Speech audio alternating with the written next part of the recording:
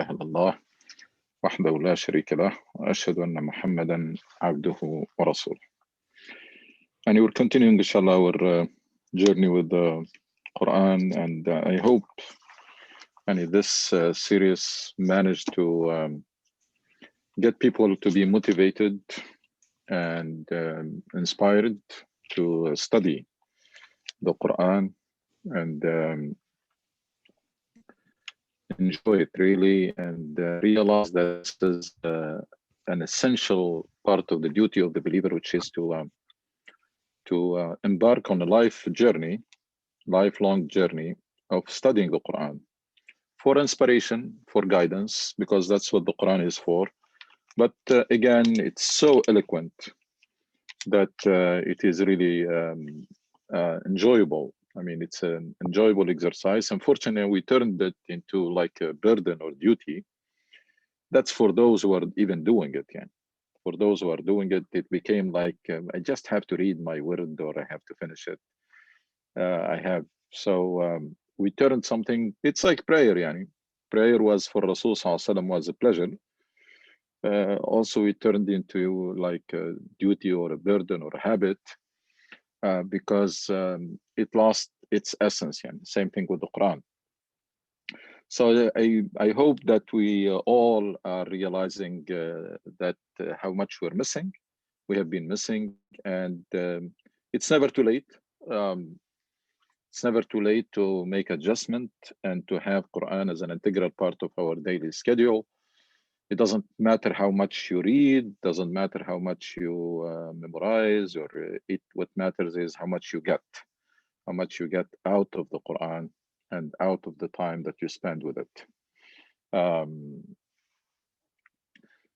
Surah Al Imran is really like every part of the Quran, full of lessons and full of guidance. And as I said, just the general frame, it's divided into two major parts. One is mostly Aqidah, and the emphasis on Tawheed in the Quran tells you how much challenges the Muslim community was facing at that time. This is completely something totally new, at least in that environment. There is creating a direct relationship with Allah and removing clergy and intermediaries and everything in between. Having that pure, simple concept of Allah that denies any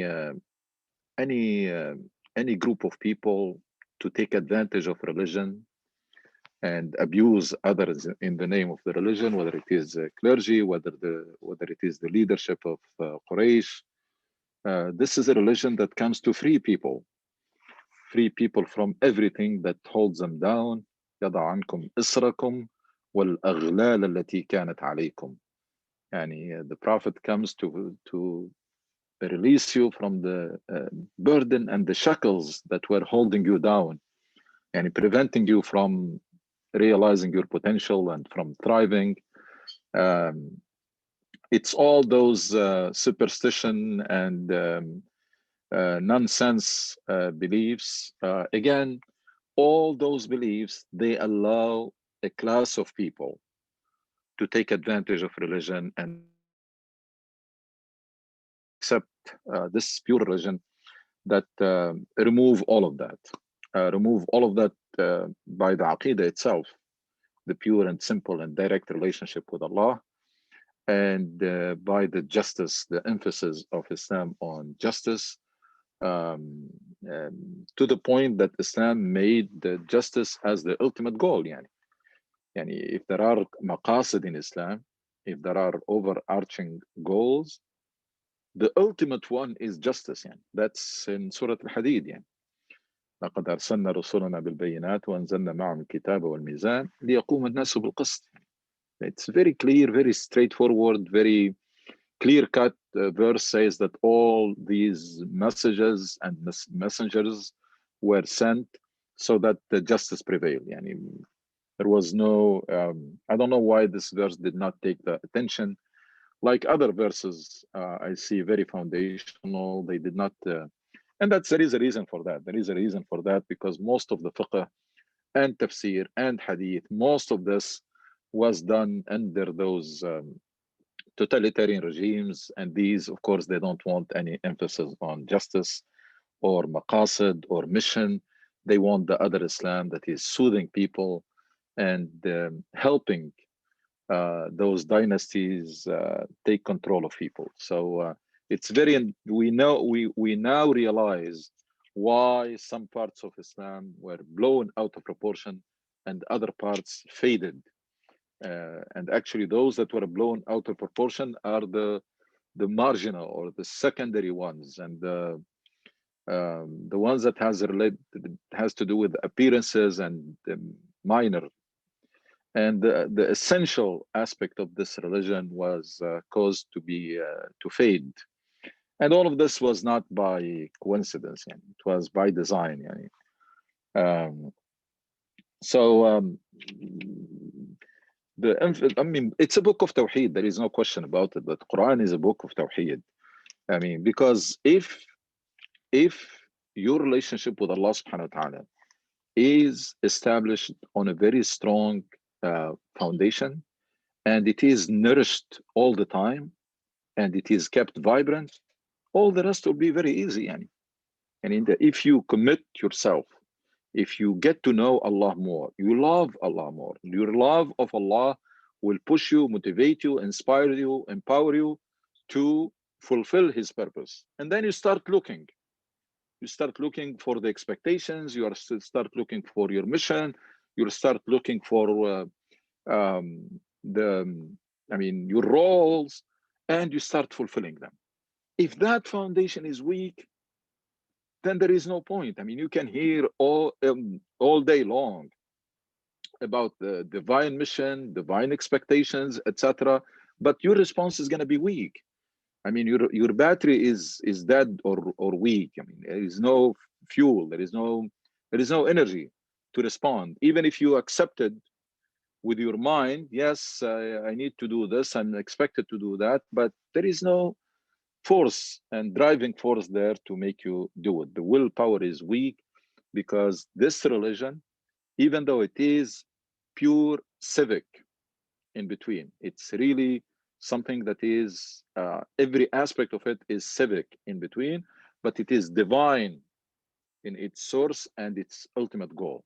So you are motivated by that belief and that aqidah, and you are motivated by the pursuit of the good pleasure of Allah subhanahu wa ta'ala. In between, almost everything that is expected from you, other than some worship acts, like prayer and etc., almost everything else is expected to go out and make this world a better place. It's the beautiful word of Islah. In uridu illa al-islah. We just need to make, I mean, your role is to go and help people, and people becoming better individuals, people around you, and work with them to make this world a better place. And if you want to summarize Islam in one sentence, that's what it is. And that's what has faded. It's a commitment first for yourself.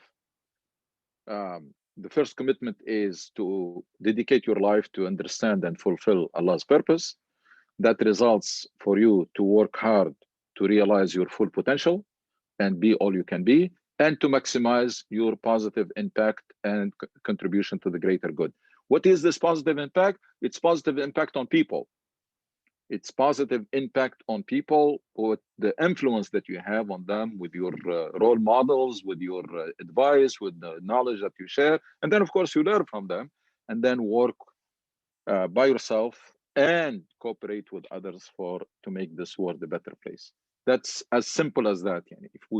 That's how Islam should have been introduced to us, and that's the way we should be introducing it from now on, rather than you have to pray 5 times, you shouldn't eat pork, and etc. That's not how this religion should be presented.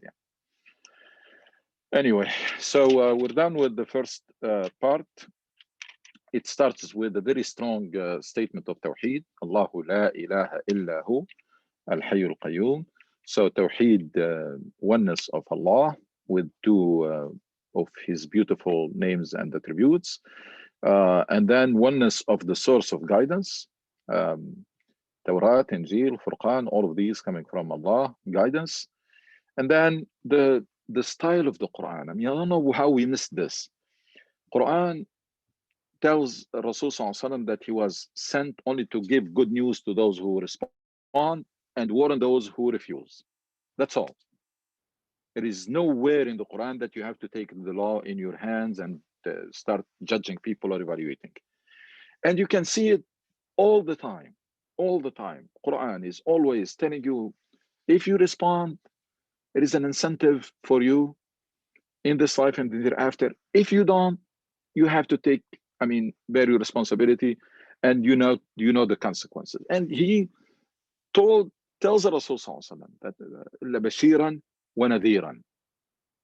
You were sent just to explain the truth, tell people, those who respond, give them the good news. Those who reject it, tell them that's what are going to be the consequences. That's it. There is no clergy in Islam, and there is no theocracy in Islam. There's no such thing as Islamic state or imposing religion on people or even evaluating them. That's the style of the Quran. Otherwise, there was no need for all of this. I would just tell people, Quran would tell Muslims, the Prophet and Muslims, that whoever accepts, that's a believer. Whoever does not accept, that's what you need to do for it. No, it's just direct warning that you are conveying.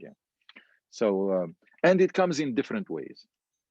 And a lot of time, it's the same verse that does the two roles, that play the two roles. Like, for example, إِنَّ اللَّهَ لَا يَخْفَى عَلَيْهِ شَيْءٌ فِي الْأَرْضِ وَلَا فِي السَّمَاءِ.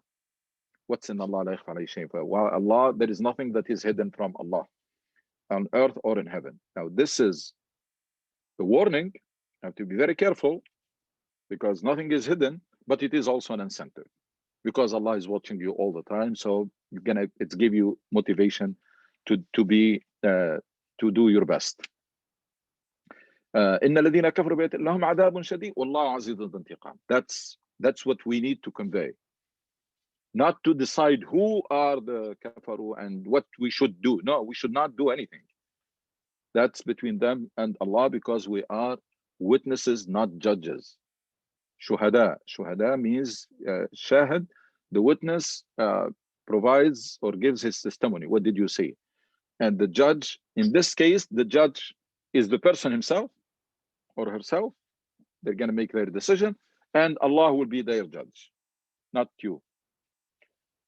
And then, of course, ayat muhkamat, and there are people who study the Quran looking for guidance and the truth, and there are people who are looking for loopholes. Of course, Quran, there is no loopholes, there is no deficiencies, but they try to find something so that they can take it out of context.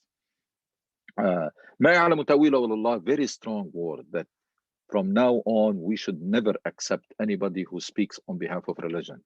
There is no clergy in Islam, neither scholar, not even if there is an institution, Islamic fatwa or university or anything, is nobody. ما يعلم تأويله إلا الله. That's what we should be telling everybody. You're telling me your ijtihad, your interpretation of the deen, not the religion itself. وما يعلم تأويله إلا الله. And then we went into warning again. Always warning. إن الذين كفروا. It's not your job to decide who's kafaru and what you're gonna do for them. It's Allah is telling you, just tell them this. Tell them that if you reject, that's what's gonna happen. And then, of course, giving the example of Pharaoh, and then the example of the Quraysh Badr, which was just happened. And then we get into the point where it's in an amazing way, Quran in a couple of verses takes you from the ground, from the earth, from the basics, bottom line, that people were, it's natural for people to love these things, زُيِّنَ لِلنَّاسِ حُبُّ الشَّهَوَاتِ, and then lists everything that people likes, and then start taking them step by step up, going, and then, should I tell you about something better? For those who work for it, Jannat. تجري من تحتها الأنهار. By the way, because now we live at a time where you can see like mansions and castles and things that we may probably start thinking that, so what's the point in Jannah? Yani, what we're seeing it yani, now. No, yani, always keep in mind that whatever we see in this life, yani, it's not comparable. Yani. فيها ما لا عين رأت ولا أذن سمعت ولا خطر على قلب بشر, لأنه what is mentioned in the Quran is just to bring the idea closer to you. It's not like there is a river, then we know there is nowadays there are some rich people who can build things like this and have rivers and lakes around them, etc. But always when this thought comes to your mind, try to resist that what we're talking about in heaven. It's another scale, it's another dimension that you don't even try to imagine because you cannot. Yeah. And then of course the typical attitude of a believer when you see Allah is telling you about people who are going to be rewarded, or people with whom Allah is pleased. Always when you are studying the Quran, you should be eager, that's your reaction, to find out what these people were doing. And Quran always is good in doing this, answering you that. قَدْ أَفْلَحَ الْمُؤْمِنُونَ. That's a wake-up call. That is a category of people Allah is calling them successful. Your natural reaction should be, if you understand the style of the Quran, is okay, what these people were doing. And then comes the answer. الَّذِينَ هُمْ فِي صَلَاتِهِمْ خَاشِعُونَ. And then you start doing that self-evaluation and see yourself in the mirror. Which one applies to you, which one does not, etc. So that you come out of that session of the Quran with a homework. There are things that I discovered that I have to get rid of. And there are things that I have discovered that are missing. So now I'm going to have to work on getting rid of the first, at least one by one, and then working on incorporating in my life the new ones that I did not have. And that's how it works all the time. And then after a while, you find that some of the things that you have incorporated became weak, or you lost them again. So you regain them. Some of the things that you got rid of, they came back. So it's continuous effort and continuous struggle. So those متقين يعني متقين, and then they ask for forgiveness. So these people are not complacent. They're not taking anything for granted. Even though muttaqeen, Allah is promising them heaven and His good pleasure, وَرِضْوَانُ مِنَ اللَّهِ, which is the highest. Yani. And then they are asking, these people are asking for forgiveness. And just compare that to people who are doing hardly anything and then taking everything for granted. Yeah. And then comes the characteristics which we concluded with: الصابرين والصادقين والقانتين والمنفقين والمستغفرين بالأسحار. 5 major cardinal characteristics of the believers. Sabr and Sidq has mentioned in several places in the Quran. Patience and truthfulness and honesty. Believe it or not, as I think I said last time, one thing that can solve a lot of problems among Muslims if they just become more honest and truthful, because in Muslim countries, lying and cheating became so widespread to alarming levels. Yeah. That almost you need a microscope to find somebody who's really honest. It's very bad. And I'm saying this based on information. And I'm sure some of you who are in contact with people or visit, they know that in Muslim countries, lying and cheating and every bad thing, it became so widespread to alarming levels. That people don't trust anybody and have doubt about everything because of the situation that keep only declining. Qanitina, that's the ultimate level of worship. And of course, munfiqina. All of these, they are characteristics that allows you or describes someone who overcome natural weakness. We all have tendency not to be patient. Patience is overcoming that. Lying is very tempting a lot of time because it can get you, it appears that it can get you out of a crisis. So to be honest and truthful requires a lot of effort, yeah. Especially that you have to do it all the time, because there is no such thing as 98% honest or 95. It's pass or fail, yeah. It's pass or fail. It's honest or not honest. There is no such thing as, wallahi, and if you tell me that this person is 75% honest, and should I reject 3 things and accept the 4th from this person? I can't. Not honest, yani not honest. Yani. And then, of course, munfiqina, that's money worshipping. As you can see, the world nowadays became so materialistic that almost anything that doesn't have monetary value, it has no value for people. And that's very bad. Yeah. And then concluded with mustaghfirina bil ashar. So it's not like you make istighfar after prayer. That's even convenient. Even though, by the way, the fact that we make istighfar after prayer, I think probably some of us did not pay attention to it. That's an indication. It should be. You should not do it routinely, because I see people sometimes, Assalamu alaikum, astaghfirullah. Nobody's been paying it. They're not even focused. You're going to have to realize that we're making istighfar after prayer. It's our acknowledgement that prayer was not good enough to present to Allah. And our pledge to try harder next prayer. That istighfar should come. It's not like a routine and then you see people playing with their fingers, subhanallah, subhanallah. I mean, just finish, and sometimes they may say assalamu alaikum and then smiling here and then, and that's not how it works. And that's why it's not producing any effect. These people, they wake up, not even Fajr time, which is already, it's not convenient. And they wake up before Fajr. They wake up before Fajr. That's the time almost for sure you're going to be by yourself. You're going to wake up and Ashar. And by the way, Sahar is one of the most effective dua, supplication.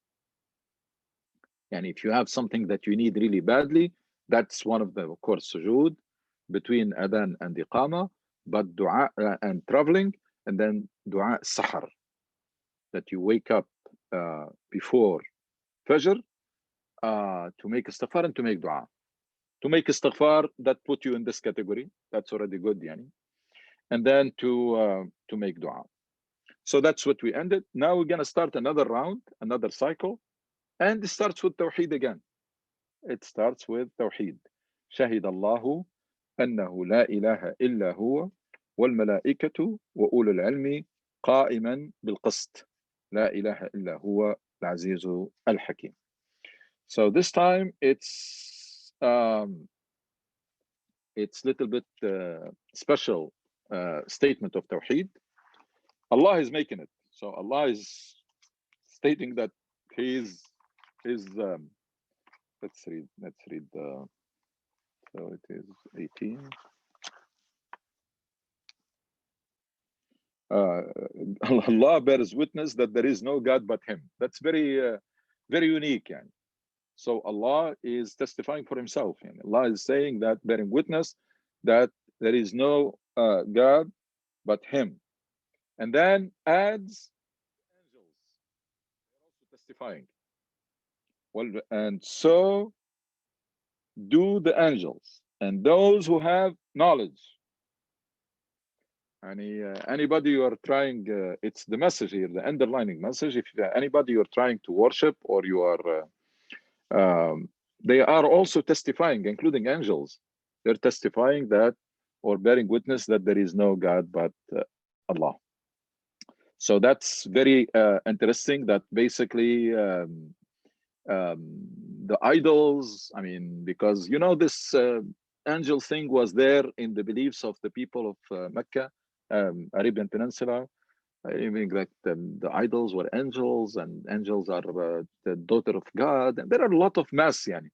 So here saying that even the angels are also bearing witness that there is no God but Allah. قائما بالقسط. So we go back. we start with Allah لا إله إلا هو الحي القيوم.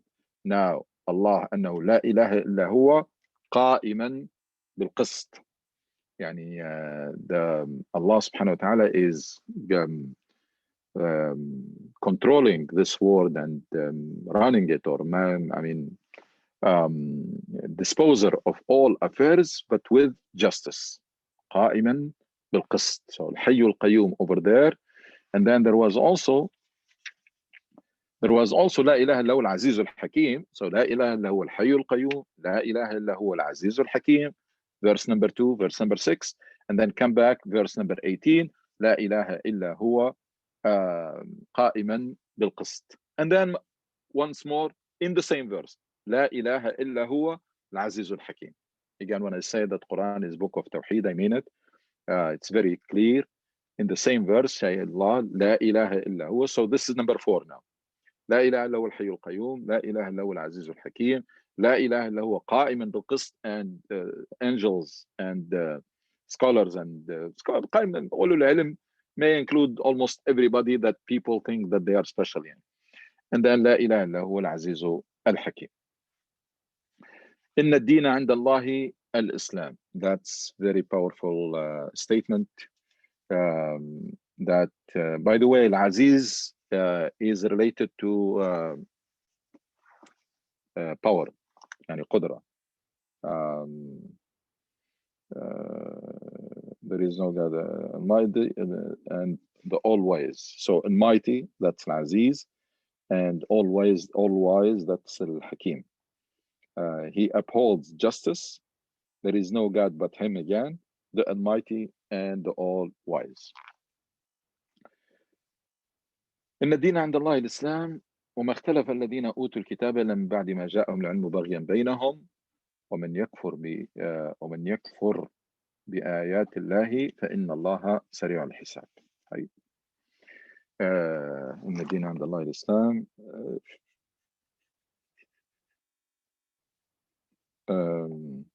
True religion in Allah's eyes is Islam.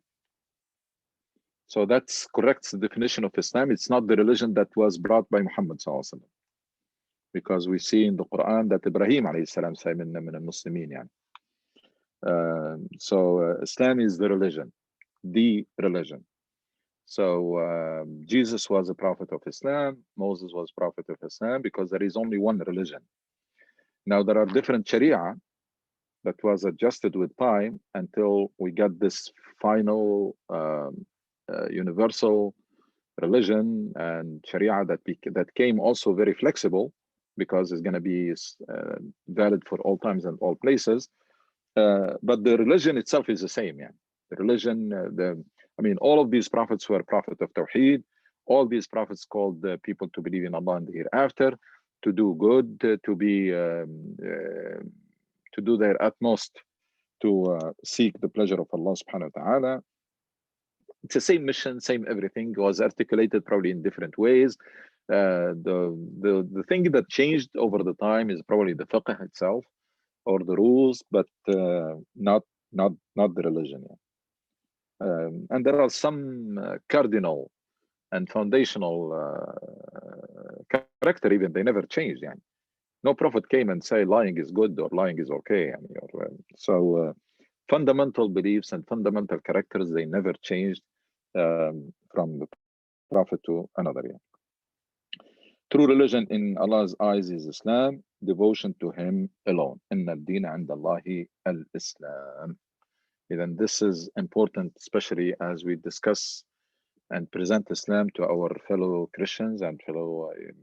It's not by trying to convert anybody. Just when we are in a position or we have the opportunity to explain, it's very important to make sure that you have this idea that the word Islam, which means submission to Allah, it's not the religion that was brought by Muhammad sallallahu alaihi wasallam.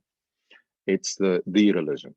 It's the religion of Tawheed, worshiping one God, and so that's very important. وما اختلف الذين أوتوا الكتاب إلا من بعد ما جاءهم العلم بغيا بينهم. Just before that, let's go back, because when we say Allah is upholds justice, and then comes Al-Aziz and Al-Hakim, Aziz Al-Hakim together, it's a very special combination. Why? Because Aziz is for Qudra, Almighty. Qudra, the power, and then wisdom with it. And that's very unique combination. Yeah.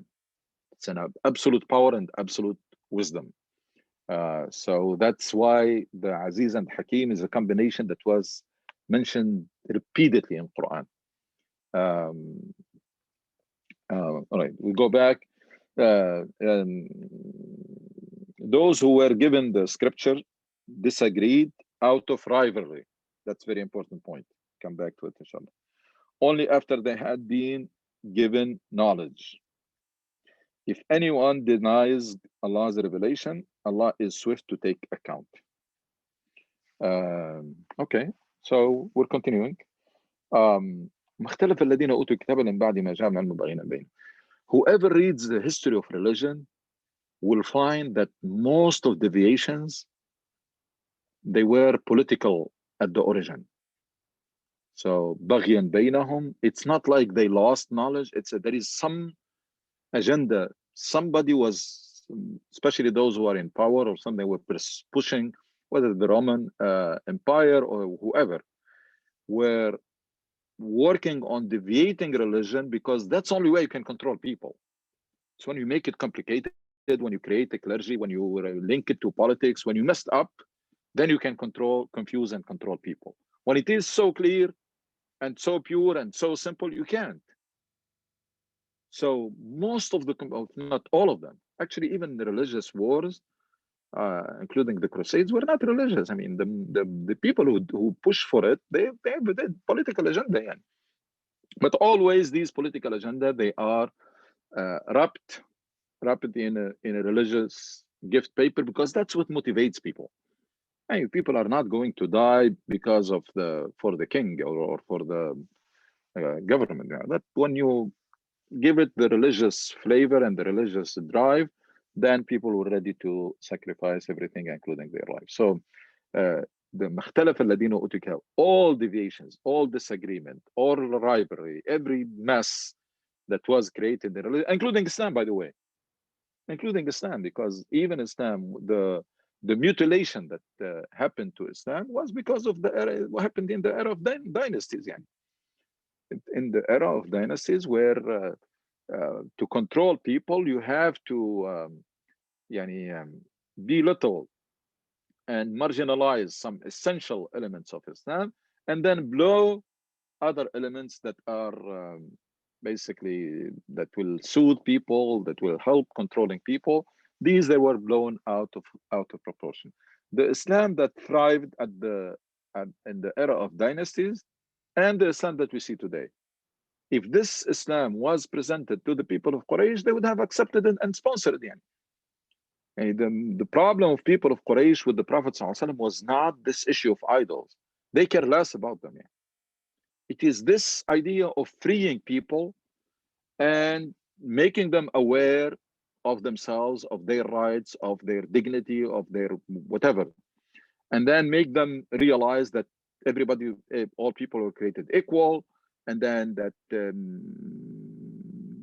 is, I mean, every people worship Allah directly. It's that what was the problem. It wasn't the religious issues. So the religion that we have seen in the times of dynasties, like Azhar religion now, if Azhar religion you presented to Quraysh at that time, they would have sponsored the Azhar.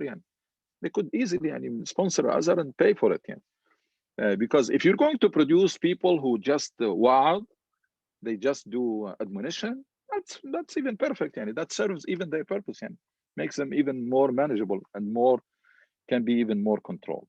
Again, the style of the Quran, وَمَنْ يَكْفُرْ بِآيَاتِ اللَّهِ, it's not like kill them, it's not like do this for them or do for them. فَإِنَّ اللَّهَ سَرِيعُ الْحِسَابِ. Your role as a prophet and as a follower of the prophet is to tell people this, to tell them that this is what it is, and those who reject, Allah is swift in punishment, or swift in Allah is swift to take account. That's your role. And then it tells the Rasul ﷺ what to do, even if they argue against you. They argue against you. فَإِنْ حَاجُوكَ. These people are still arguing again. فَقُلْ أَسْلَمْتُ وَجْهِيَ لِلَّهِ وَمَنِ اتَّبَعَنِ. وَقُلْ لِلَّذِينَ أُوتُوا الْكِتَابَ وَالْأُمِّيِّينَ, because that's what we had before. At that time, it's just the people of the book and the Ummiyin, which is the people of Quraysh. Quraysh and Arabian Peninsula. أسلمتم فإن أسلموا فقد اهتدوا. طيب فإن تولوا وإن تولوا فإنما عليك البلاغ. And I consider this a foundational verse. فإنما عليك البلاغ والله بصير بالعباد. It goes hand in hand with the verse, I believe in Surah Al-Ra'd, says إنما عليك البلاغ وعلينا الحساب. إنما عليك البلاغ وعلينا الحساب. Exclusively, your job ends in conveying the message, and it is the holding people accountable. That's completely reserved for Allah. In this case, it was mentioned in a slightly different way. ومن يكفر وإن تولوا فإنما عليك البلاغ والله بصير بالعباد. يعني you made the case, you explained the religion in a very good way, you were a very good role model, very good ambassador of Islam, and somebody decided to reject it. إنما عليك البلاغ, and your job has ended. والله سريع الحساب.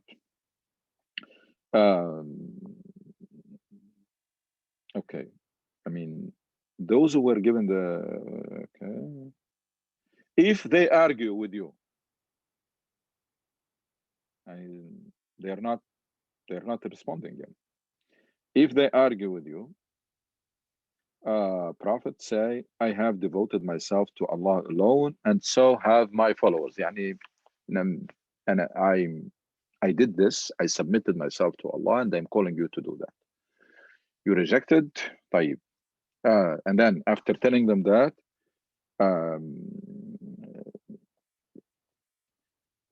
and those who were given the scripture, as well those without one, do you to devote yourself to him alone? طيب, احنا we devoted ourselves to Allah.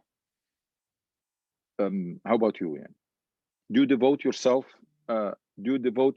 to Allah? Do you devote yourself to him alone? If they do, they will be guided. Yani you tell them, if you do, yani you are okay, you are in good shape.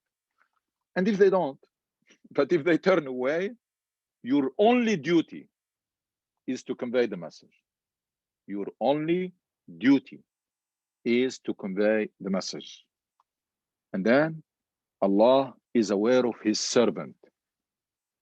The words are very accurate here. Allah is aware of his servant. It's not yours. And your job finished. Now it's between them and Allah.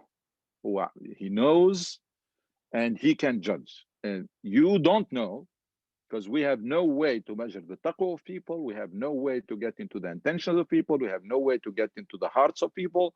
We have no way to determine the future of people. We have no clue. So those who are sitting down and trying to decide who's gonna go, I mean, like the traffic, police, trying to decide who's gonna go to hell and who's gonna go to heaven, they are taking the job, the task that Allah reserves for himself. It's none of your job. It's none. You were not assigned it. You're not assigned this task, and you're not equipped to do it. Focus on the other one. Focus on the ones that you were assigned to do, because this one is easy. So many Muslims, either out of ignorance or out of convenience, they left their mission because it's hard, it's demanding. And then they took this judgmental attitude, and we are فرقة ناجية, inshallah, we are successful and we are saved. And then, and that gives us the right to categorize people, to decide who's gonna go where. وإن تولوا فإنما عليك البلاغ. Unfortunately, there are some tafsir, and that's very unfortunate. Some tafsir says this was before the verses of Qital were revealed. And there are so many people, including young people, who are reading those tafsir, and that sentence can create a terrorist or can create some radical person. Yeah. It comes and says, no, إنما عليك البلاغ والحساب. That's before the verses of Qital were revealed. Once the verses of fighting were revealed, ignore this. That's a lot of books of tafsir. They come to this verse, wherever they see, إنما عليك البلاغ, things that were tells, it's just give the warning and your job ends here, it says, and say, no. That the Prophet was told that before fighting. So basically they turn things upside down. The fighting, which is contextual, becomes a principle and foundational. And this one, which is foundational, لا إكراه في الدين إنما عليك البلاغ, in so many ways, becomes contextual. Now that was before the fighting. No, the fighting is now, Islam becomes a religion of fighting, and that's, I don't think it can be worse than that. And that's why I don't want to hear anybody talking about conspiracy against Islam. That there are some people who are conspiring against Islam, because what Muslims have done to their religion, nobody can match it. Nobody can match the amount of mutilation and distorting that Muslims have done to their own religion. الذين يكفرون بآيات الله ويقتلون النبيين بغير حق ويقتلون الذين يأمرون بالقسط من الناس. طيب, what are you going to do to them? فبشرهم بعذاب أليم. That's it. Look at this category of people. Give news of agonizing torment to those who ignore Allah's revelation, who unjustifiably kill prophets, who kill those who command that justice is done. You should do to them? Give news of agonizing torment. Not apply torment yourself. Give them news of agonizing torment. الذين يكفرون بآيات الله ويقتلون النبيين بغير الحق. And you can see that kufr at that time is not the kufr that today is abused. It's, first of all, it has to reach that point, which is that someone understood Islam very well. Nowadays, even Muslims themselves who are conveying the message, they don't understand religion very well. And they are not really the best ambassador of religion. So the word kufr almost disappeared from earth nowadays, and it does not apply. As kafir is someone who was exposed to the truth about Islam. He saw Islam in your behavior, and you were able to articulate it in the right way, and then they decided to reject it. I don't think there are many people on earth who fits this category. That's one thing. And then at that time, kufr was linked to these things, to these acts. The kafir at that time, 99% probably of the cases, when Quran talks about kafir, talks about also the enemy of the state, or the enemies of those who are conspiring and those who are the enemies. So they were linked together. It was not the kafir who is minding their own business. It was the kafir of Quraysh, it was the kafir of whatever, kafir inside Medina, who were conspiring against Muslims, spreading rumors, trying to confuse them, and even attack them. There are some attacks to the Medina, Uhud, and especially the Ahzab, Confederate. Ahzab was meant to wipe out Medina. When you put together an army of 10,000 at that time, they're not coming to have a war. You're coming to finish this city altogether. If it was not for the trenches, the Ahzab, the purpose was not was once and for all, finishing business. That's the kind of kafir they were talking about. Quran was talking about this kind of kafir. It's not, you don't extrapolate it to this time. And then again, first of all, the minimum requirement for a kafir And even if it's kafir, the Quran told you not to do anything for them. But kafir, if you go with the accurate definition, I don't think many people fit that category on earth nowadays, even though it's not our job to evaluate people or judge them, but they don't fit the category that there is a Muslim who is really a good ambassador of Islam, articulated in a very good way, very convincing way, etc. And then this person say, yes, I see it. I see everything that you're saying. I like what you're doing, but I'm not accepting this religion. I'm sticking to my own. That by itself does not exist. Almost does not exist today. But add to that in most cases in Quran, the kufr was related to these, to the people, the kuffar of that time, who were really not kuffar and peaceful kuffar or peaceful disbeliever, but people who were enemies of the state and conspiring against. أولئك الذين حبطت أعمالهم في الدنيا والآخرة وما لهم من ناصرين. That's Quran. يعني بشرهم بعذاب أليم. أولئك, and tell them that all their deeds are going to be يعني cancel out. حبطت أعمالهم في الدنيا والآخرة, and they will not have any helper against Allah or in front or before Allah. The deeds of such people will come to nothing in this world and in the next, and no one حبط أعمالهم في الدنيا والآخرة, and no one will help them. That's what you tell them. Tell them that in تولوا فإنما عليك البلاء. Tell them that Allah is watching, بصير بالعباد. And tell them that there is, what is it? Before that, there is Allah is swift in account. And tell them that there is agonizing torment. And tell them that your deeds will come to nothing in this life and the hereafter. And you have no helper. Just tell them this to encourage them to accept the religion, because it is in their best interest, in their own benefit in this life and in the hereafter.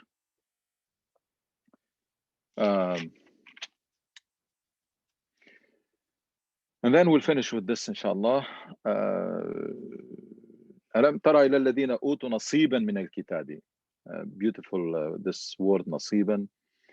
يدعون إلى كتاب الله ليحكم بينهم ثم يتولى فريق منهم وهم معرضون.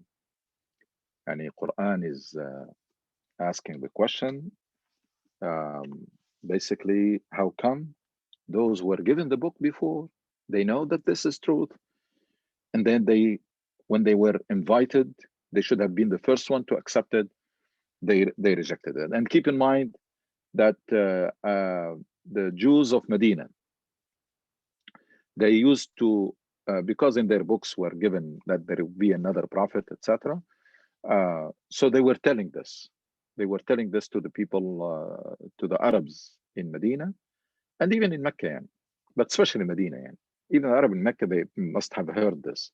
But especially people in Medina, they were telling them that this is the time of a prophet who's going to come.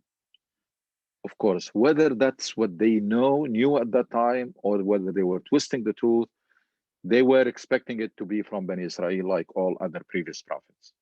So there is a new prophet that they were saying this.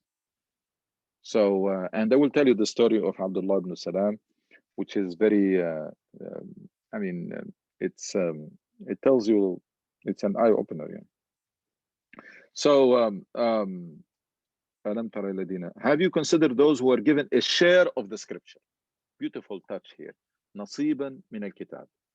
It's the same book of guidance. So was sent in parts to different people, and then it was sent in its totality and in its last version in the form of the Quran.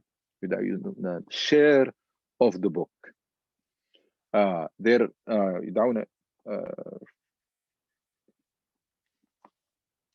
Have you considered those who were given a share of the scripture? When they are asked to accept judgment from Allah's scripture, some of them turn their back and walk away. All because they declare the fire will only touch us for a limited number of days. طيب. Quran, so it's basically, it's raising this question as if it's like surprise.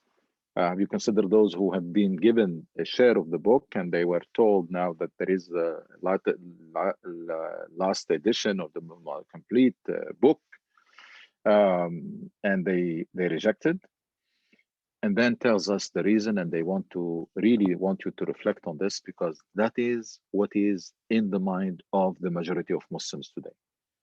قال ذلك بأنهم قالوا لن تمسنا النار إلا أياما معدودات. If you really push a Muslim put in the corner and then try to read their mind or pick their mind, you will find somewhere in their minds this idea that at the end of the day, it's going to be just few days in hellfire, and that's fine. We can take it, we can manage it. And Quran is telling us, because Quran, whenever it talks, especially about Bani Israel, always is telling us not to fall in the same traps. Unfortunately, we did exactly the opposite. Almost everything that Quran warned us against, we did it. Yeah. ذلك بأنهم قالوا تمسنا النار إلا أياما معدودة. It's not even appropriate if it is true, because we are expected to worship Allah not because of fire and heaven and the rewards and how much we're going to get. We were expecting to worship Allah out of reverence, out of love, out of gratitude, out of dependence, more than anything else.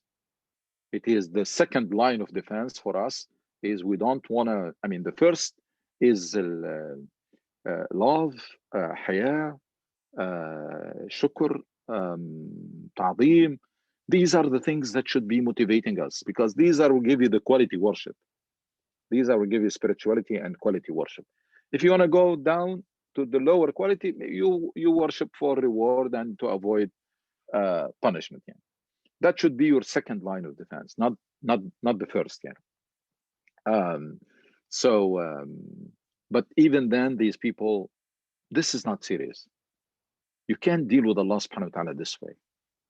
And at the end of you cannot do it with your boss. Yeah. At the end of the day, it's going to be this penalty or this. We don't do it. Yeah. That's very inappropriate, and that tells you that the difference between belief and acceptance. You believe in the hereafter, that's something. You accept that there is a hereafter, that's another thing. These people, they're at the level of acceptance. They're not at the level of belief. Like majority of Muslims nowadays, they are at the level of acceptance. Islam al-Arab. It's even believing God is at the level of acceptance. They don't mind, yani. They are not against it. They don't mind. Yeah, then there is God, yeah, and there is going to be hereafter. Yani. What is the reflection of this in your priorities, in your thinking, in your mindset, in your life, in itself? Hardly anything different from the ones who do not accept that.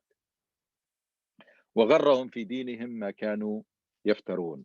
They were misled because again they were not serious. And Quran says the lies they have invented have led them astray in their own religion.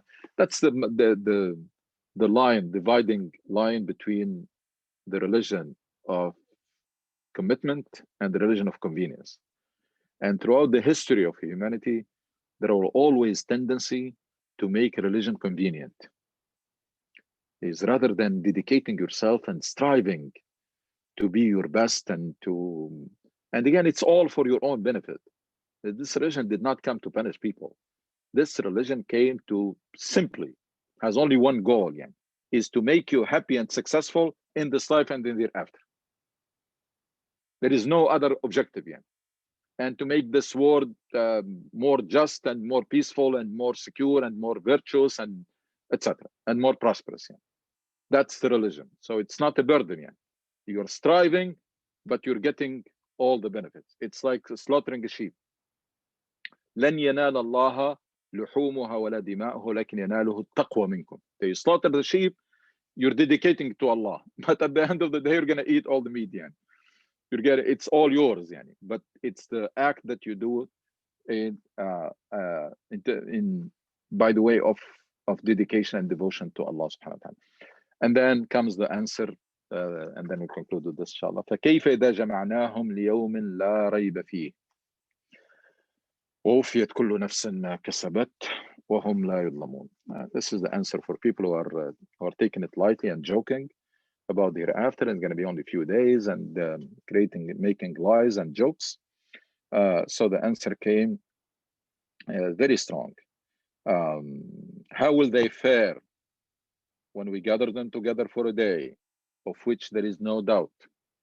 So it wants to take them up from acceptance to belief, to start become certain about it.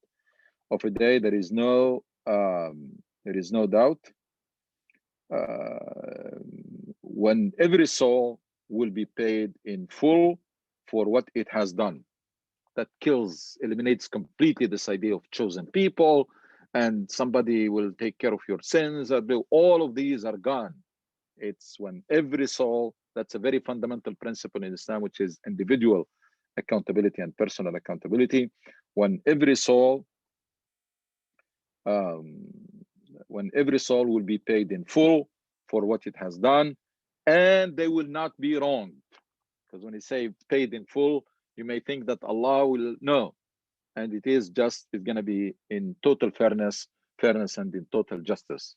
يوفيت كل نفس ما كسبت.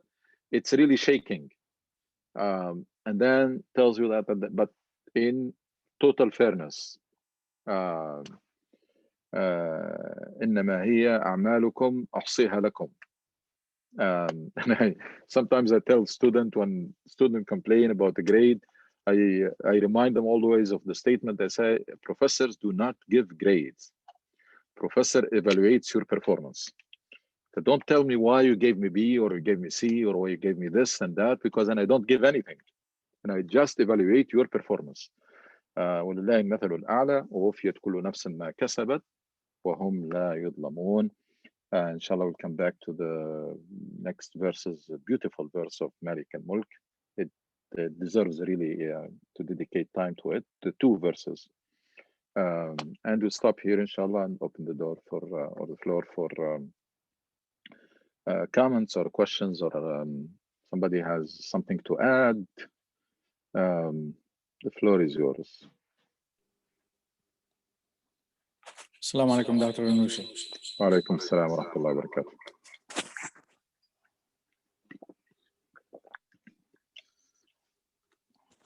I have a question about verse number 23. It says, "Utu nasiba min al-kitabi." Does that mean? Does that mean You said they received a share of the Islamic message, and does that apply to Christians and Jews? And then you said then the rest, the full version of the message came as the Quran. Yeah, it applies to Jews and Christians. It applies to, from Islamic perspective, it applies to everybody who have received a message before. They got a portion of it or a share of the full guidance of Allah, which was revealed in the Quran.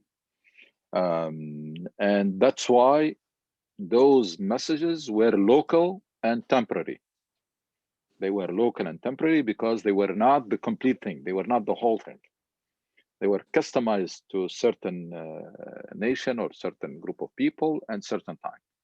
I mean, even from Islamic perspective, even Christianity is also not universal religion.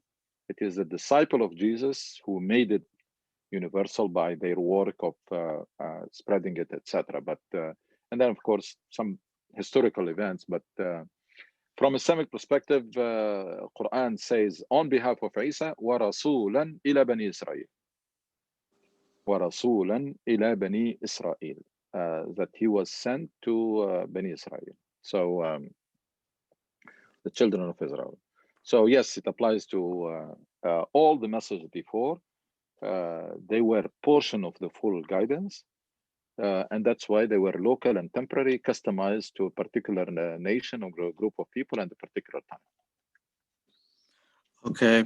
With verse number 21, it says that وَيَقْتُلُونَ الَّذِينَ يَأْمُرُونَ بِالْقِسْطِ, and it's talking about basically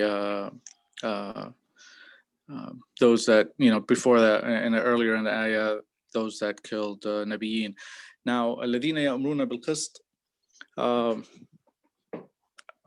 does this apply to also Muslim rulers that went after imams and people that were asking for justice? Does this also include them? As I know the answer, but I'm just bringing it up for it's a good point. It's a good point. People in the lecture. It's a good point. And let's differentiate between two things. Let's differentiate between you conveying the religion. That's your job ends in conveying it. Convey the religion in the best possible way and leave it for people to decide. That's one issue. Let's move now to society and government. It is a government that is oppressive. Nowhere in Quran tells you that to accept oppression and accept humiliation. No. You have to advocate for freedom and for justice, etc. So let's distinguish between the two. Very important. Individually, you're working in societies, you don't take the law in your hand. Your job is to convey the message in the best possible way and let people decide whether to accept it or not. Tell them what are the consequences, and your job finished here. Now, as a citizen, as a member of a society, if there are injustice, if there is oppression, there is corruption, if there is nowhere, actually it's the other way around. You are not allowed to be passive. Now, how do you advocate it? That's a different story. That's governed by the rule, the general rule, first of all, which is you don't do anything that causes more harm than good. If you are in a country where you have a constitution and you have a law and you signed on that, then you have to honor and abide by it unless you were able to change it with lawful means and legitimate means. That's something that can be, it depends on where you are. It depends whether the nation is occupied, whether it is, we're talking about a country that is governed by a totalitarian, sectarian, whatever regime, or we're talking about democracy and there are some injustice. That will change from one context to another.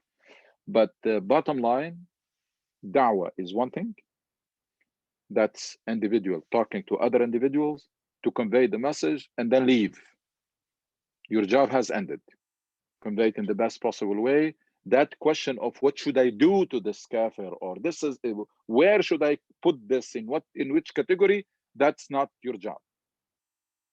Now, as a citizen, if there is injustice, Islam does not allow Muslims to be passive. This Amr bil Ma'ruf wa Nahy anil Munkar is essential in Islam, that you cannot allow munkar, injustice, something that is wrong, and you be passive.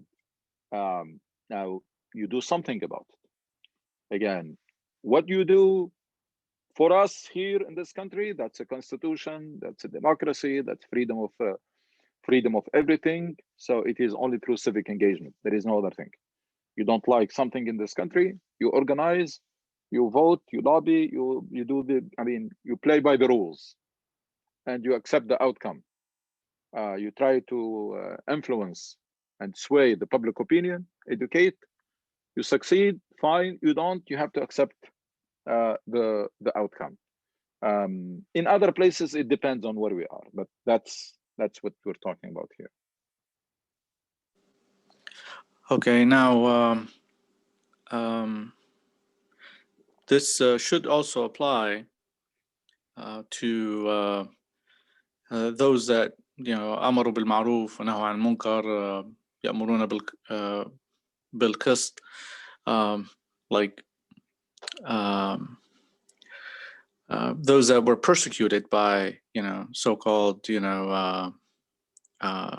Muslim rulers when they spoke up. We have a lot of instances in the history, during the Arab dynasties and Muslim dynasties, where when people spoke up, they were persecuted or killed. So, I mean, this adab also applies to these rulers, correct? Which ones? In history? Yes, in history. In history, we have very messy history, by the way.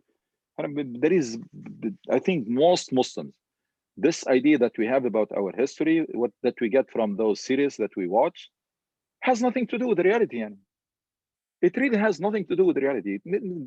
And I wish people may put the effort and study references that are very credible reference about history. Dawla Umayyah, Dawla Abbasiyya, and Dawla Uthmaniyya.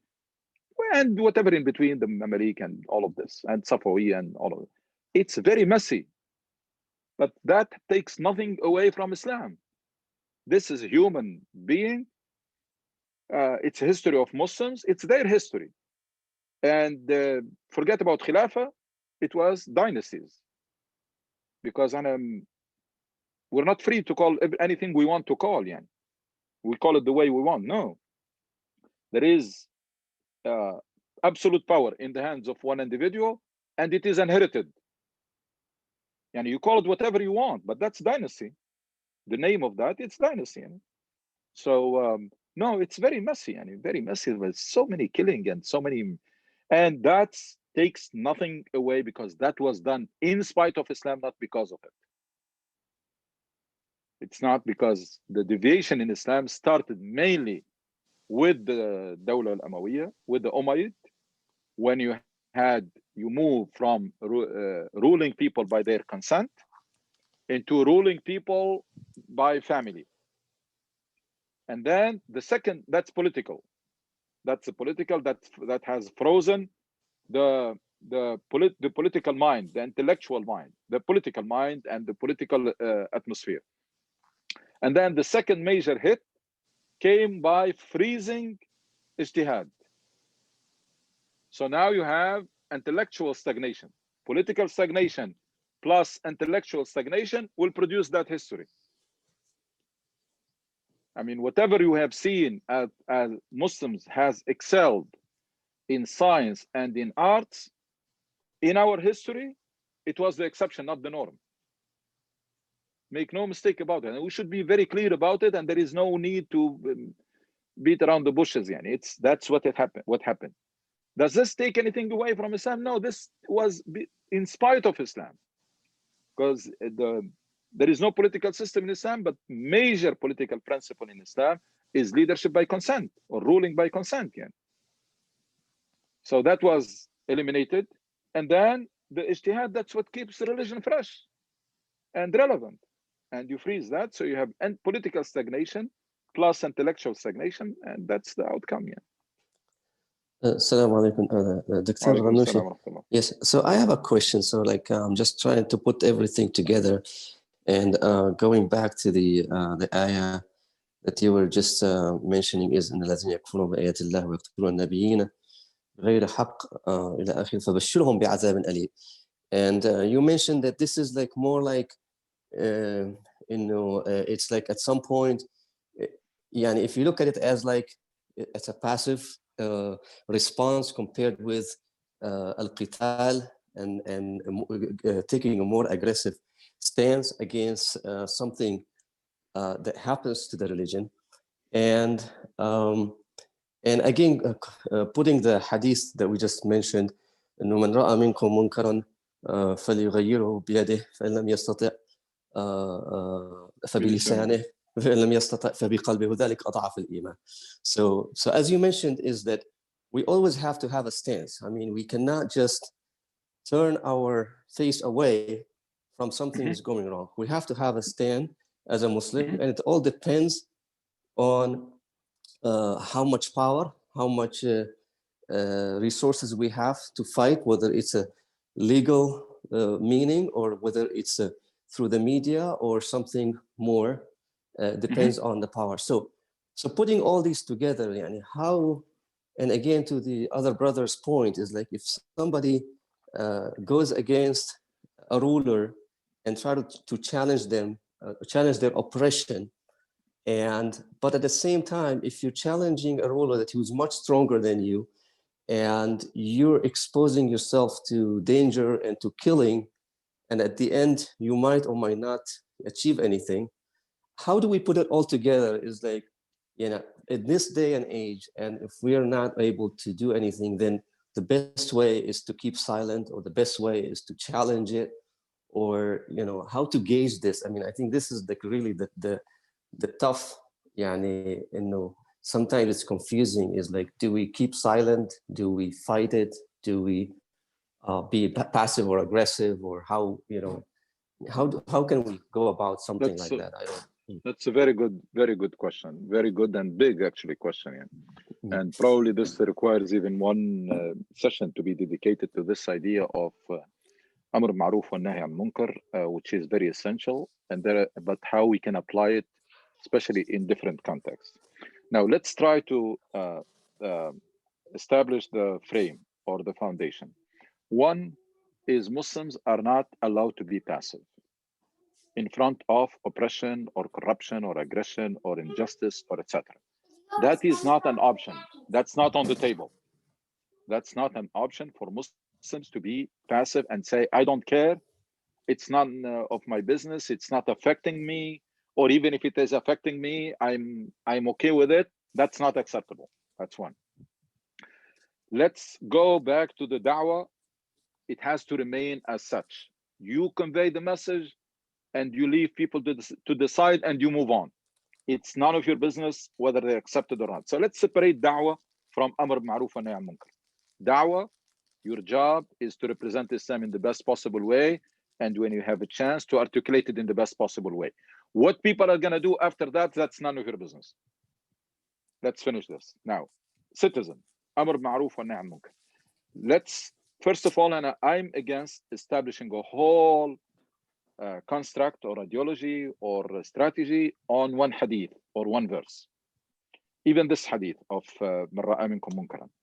Let's remember the delicate balance that the Quran and the Prophet were doing, which is to be very relevant to the Arabian Peninsula at that time and to remain relevant for all times and all places. That's not easy. Why? Because the Arabian Peninsula at that time was lawless. There was no law. There was no constitution, there was no international law, there was nothing. So in that context, Quran was revealed. We're gonna have to put things in perspective and put it in context. Nowadays, you are a citizen of a country. Number one, yes, you are not allowed to be passive. Now, how do you advocate or how you resist? The first rule is that you should not do something if more than likely the harm outweighs the good. That's a golden rule in Islam. Golden rule in Islam, if you are trying to change a munkar, something wrong, and more than likely this will cause more harm than good, then you should not do it. And nobody even debate this. That's granted. People, nobody questioned this. Then it depends. Now, for example, a country that is occupied. Now, divine rules and even international law allows people to fight back, to resist. I mean, nobody can condemn if a country goes and occupy another country. And these people, they resist even militarily. And nobody can argue with them, even with international law. Well, that's one case. And you are in a state, you are not occupied, but you have an oppressive regime, very oppressive regime. Then this has to be the golden rule, because what we have seen repeatedly, a lot of time the intention is good, but the outcome is bad. Why? Because people do not plan it well, do not calculate. They're not politically savvy. They don't understand the ins and outs and the regional and the international equation. And then they embark on a path that causes more harm than good. So this is, unfortunately, and we don't have very articulate and effective leaders who knows how to steer the anger of people in a positive way and make sure they are not dragged, because these oppressive regimes, they want to drag you to their field, to their to the game they know how to play. And if you allow yourself to go there, then that's a big problem. Then you have only yourself to blame. And that's why, and first of all, and I don't believe in armed resistance within a country. And armed resistance is only against occupation. Within the same country, I don't believe in armed resistance. One, that's my opinion, yeah, based on my understanding of all these things. I don't believe in seeking help from outside, even against your own government, regardless of how oppressive it is. I don't believe in that. Because that has never brought any good in history. Because these countries that you're seeking help from, they are not relief organizations. Yeah. Most of the time, they more than likely they cause the mess that you are in, yeah, or they allowed to happen. Yeah. So, and I don't believe istiqwa bil kharij, I don't believe in it. And in Tunisia, just to give you an example, Tunisia was sovereign country until like 500 years ago. For last 500 years ago, it was not sovereign country, including now. Forget about the appearance. I'm talking about reality. Means that is the decision local or it comes from embassies and other places. Why it lost its sovereignty? Because two emirs, they sought help from outside, one from the Spanish, and one I think from either Ottoman or France. I don't remember exactly. And from that time, this country has lost its sovereignty because these people did not come to do service to you or favor you. From that time, Tunisia was occupied by the Spanish and then by the Ottoman and then by the French, and then we never regained that. And subhanAllah, and you can say about Muawiyah whatever you want, but there is something that Muawiyah said at certain point in time. It tells you why he was called one of the smartest Arab in history. When he was in the peak of the fight with Ali ibn Abi Talib, the Roman king or ruler sent him offering help, saying, we heard about your fight with your cousin, and we're here. There is an army that is ready to go and support you and finish this. He not only he rejected it, he rejected in a very harsh language, and he told them that if it's gonna come to that, and I surrender to my cousin, and you don't come here. So clear that there is an internal conflict that should not be opened to external agendas because they are never good. So, and I believe people who find themselves in regimes like this, first of all, they always have to outweigh the harm and the good in terms of how you resist. They have to resist, and they have to try to force or impose justice and advocate for justice, etc. But don't cause more harm than good. It has to be peaceful, no armed resistance, and don't seek help from outside. Everything else can be discussed. Assalamu alaikum, Dr. Sahel. Alaikum assalam wa rahmatullah. Thank you, mashallah. My question is, we find a lot of time the verse on Inna Dina and Allah al-Islam being misused or misquoted as to mean that, I don't know if it's right or not, that Islam rejects the other religions, like all other religions are false religions, and meaning that Islam is against plurality or the existence of other faiths. Sorry, my son is not doing well. So your voice comes and goes, Sister Amina. I'm not seeing you clearly. I'm not hearing you clearly. oh, sorry, I think it's because of earphones. I'm saying the verse on Inna Dina and Allah al-Islam has been misused by both Muslims, I guess, and also non-Muslims to mean that for the Muslims, some are pointing that the only acceptable religion in front of Allah is Islam, but in the sense that there are those who are using this verse to mean that all other religions are false religions. They are going to be rejected in the day of judgment. And then go ahead. Go ahead. And for the other religions, they use this verse to say that Islam is against is intolerant to other faith and stuff like that. No. It's in the way I explain it. And the Deen and Allah Islam means there is only one religion from God. God doesn't have different religions. He revealed portion of it to different nations and tribes and people before. Was meant to be only local and temporary. And then he revealed his complete universal message with Muhammad sallallahu alaihi wasallam. All of these prophets were prophets from Allah, sent with the same message, essentially with the same message, at least with the same religion. There were some differences in rules, difference in rules from one time to another or from one era to another. When we say this, we still believe that La ikrah fi din, it's not our job to judge how people worship God, how Allah is going to hold them accountable. That's none of our business. Neither in the past nor even now. It's not our business to dwell in this and then how the Christians of today or the Jews, how Allah is going to hold them accountable and are they going to this heaven? That's none of this.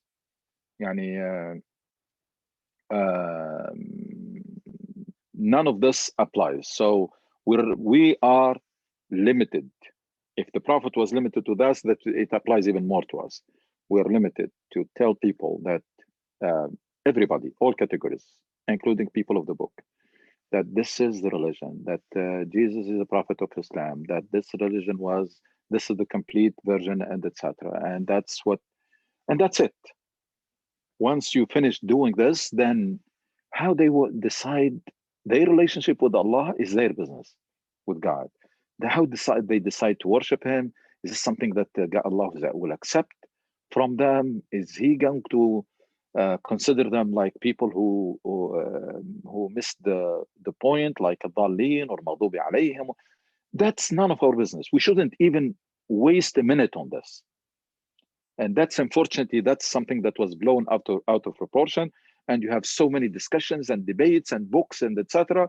It's all worried about who's going to go to hell and who's going to go to heaven and who is the true Muslim and who is not bad Muslim, who's the kafir and etc. And all of this is nonsense. Dr. Ghannouchi, there are people that, Muslims, unfortunately, that use the ayah, Inna ad-Dina 'inda Allahi al-Islam, to say that everything else, everybody else is kafir, and they include even people of the book. So how do you explain the ayah so that they don't basically misinterpret it? When it says Inna ad-Dina 'inda Allahi al-Islam, that to them it means, okay, this is Islam that Sayyidina Muhammad sallallahu alaihi wasallam came with. So how do you undo or try to explain to them that it's beyond that? How do you what?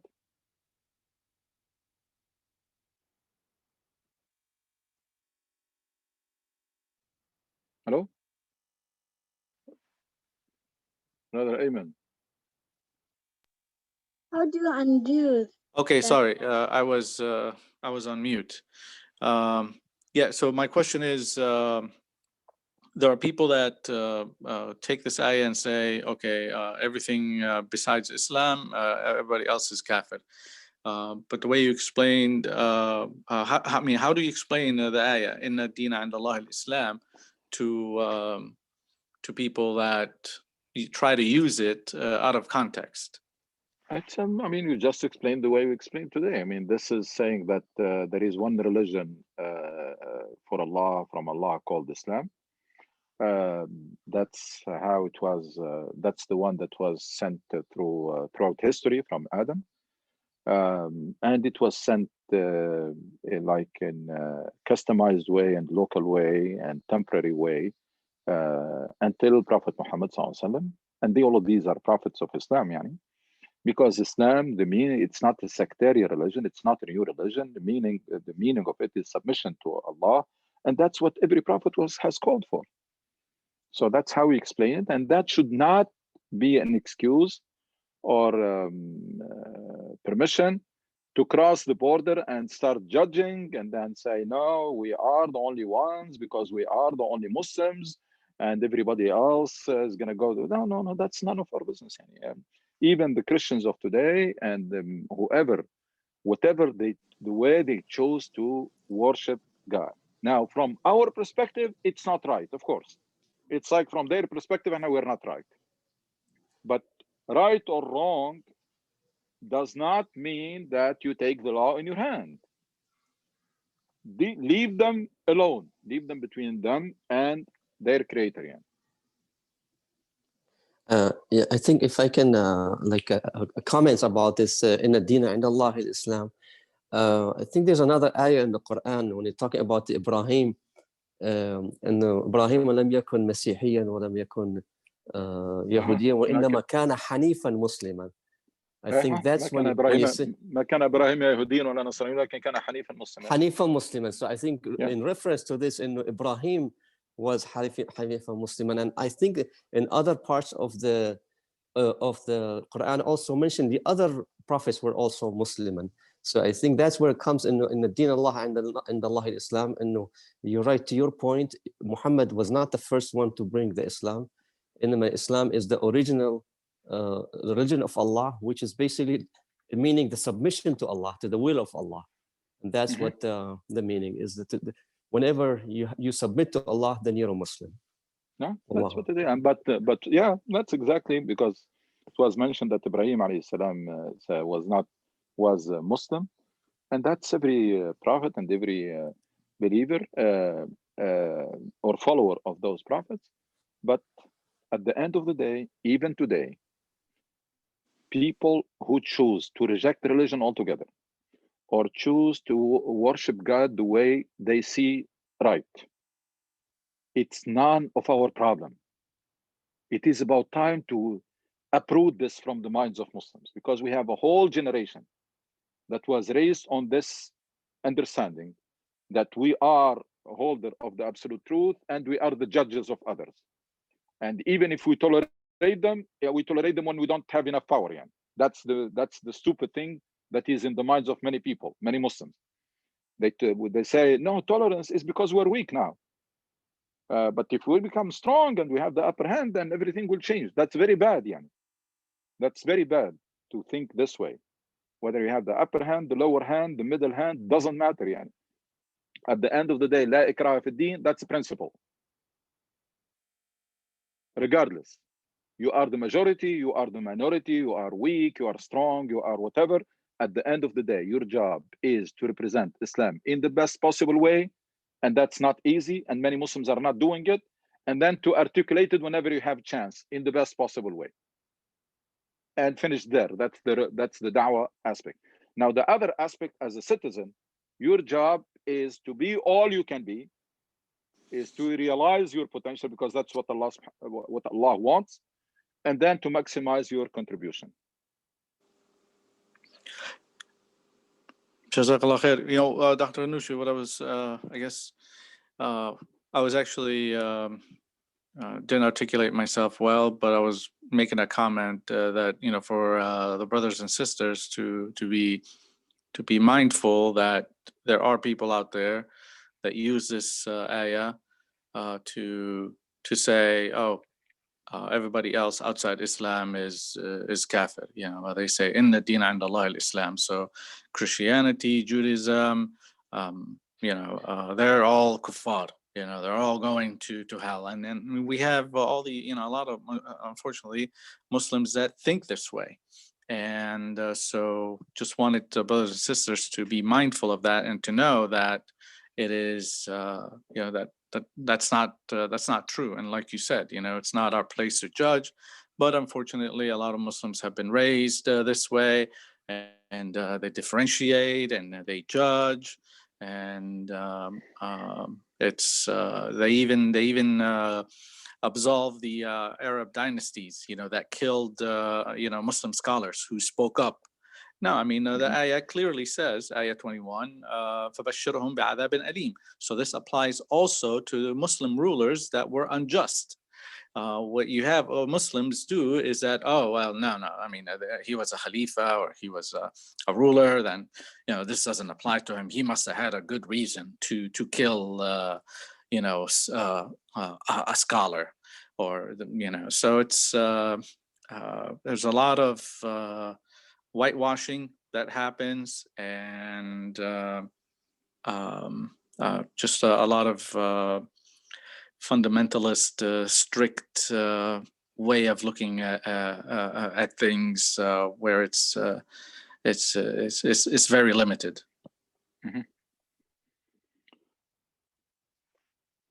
Yeah, and I think we made it clear now. We can move on because we are past the time. So I think this topic, the Amr Ma'ruf wa Nahy Anil Munkar, and what are the limitations and what Muslim, how they should approach it. Because we have the extremes, we have people who neglect this altogether, and we have people who go and take the law in their hands, and all the mess there. It has to be really put in perspective. And there are some things that were practiced at the Arabian Peninsula. There was no international law where countries are already signing it, and there was no constitution where every citizen has signed it, and there was no law, and things were really completely lawless, and we cannot extrapolate things that were applicable in the Arabian Peninsula to the current situation, which is very, very different. All right, inshallah, jazakumullah khair. So we'll stop here, inshallah, and we'll meet, inshallah, next Sunday. Jazakallah khair.